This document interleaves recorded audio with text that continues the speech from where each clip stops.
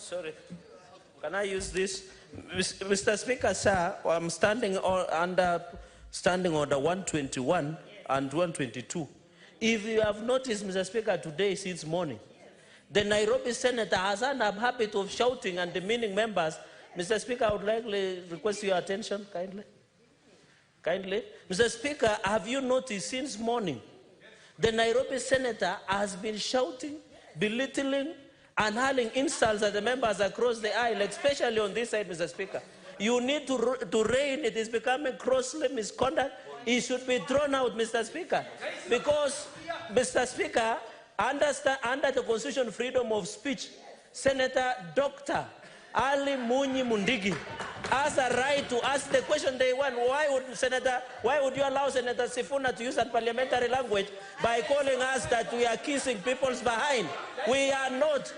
Our kisses are for somewhere else, Mr. Speaker. We don't kiss anybody's behind, Mr. Speaker. We just say it as it is. He must withdraw the last statement of using unparliamentary order members. Wait, just wait. Mr. Speaker, he must withdraw the unparliamentary language of telling us that we are kissing other people's behind. We know what kisses are meant and where to kiss. We cannot be told by Senator Sifuna, Mr. Speaker. Can you call him out of order? Honorable Senators.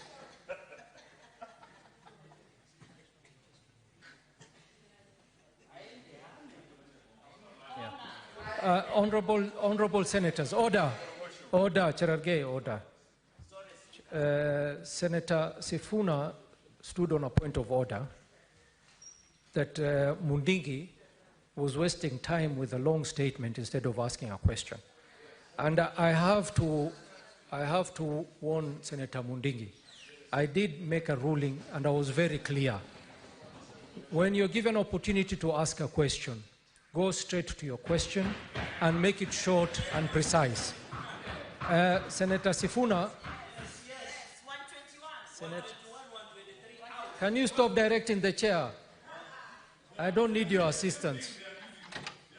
Exactly, you are shouting across the aisle. Two wrongs don't make a right. Senator Sifuna, I would urge you to withdraw kissing whatever part